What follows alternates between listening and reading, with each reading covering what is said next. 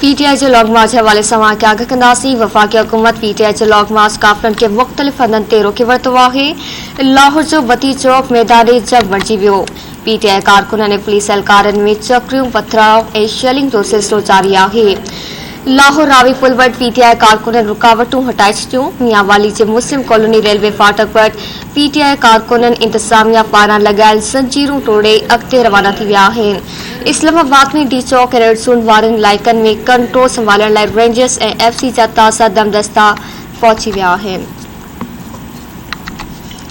PTI जे long मार्च हवाले सां आगाह कई पिया। वफ़ाक़ी हुकूमत पीटीआई जे लॉन्ग मार्च काफ़िलनि खे मुख़्तलिफ़ हंधनि ते रोके वरितो।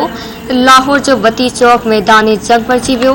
पीटीआई कारकुननि ऐं पुलिस एहलकारनि में चकरियूं थियूं आहिनि। पथराव ऐं शेलिंग जो सिलसिलो जारी आहे। लाहौर रावी पुल वटि पीटीआई कारकुननि रुकावटूं हटाए छॾियूं। मियांवाली जे मुस्लिम कॉलोनी रेलवे फाटक वटि पीटीआई कारकुन इंतज़ामिया पारां लॻायल ज़ंजीरूं तोड़े अॻिते रवाना थी विया। इस्लामाबाद में डी चौक ऐं रेड ज़ोन वारनि इलाइक़नि जो कंट्रोल संभालण लाइ रेंजर्स ऐं एफसी जा दस्ता पहुची विया आहिनि।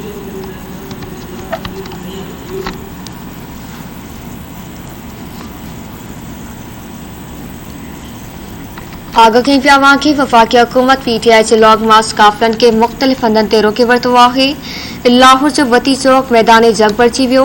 पीटीआई कारकुननि ऐं पुलिस एहलकारनि में चकरियूं थियूं आहिनि। पथराव ऐं शेलिंग जो सिलसिलो जारी आहे। लाहौर रावी पुल वटि पीटीआई कारकुननि रुकावटूं हटाए छॾियूं।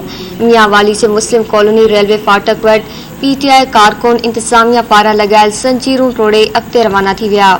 इस्लामाबाद में डी चौक ऐं रेड ज़ोन वारनि इलाइक़नि जो कंट्रोल संभालण लाइ रेंजर्स ऐं एफसी जा दस्ता पहुची विया आहिनि।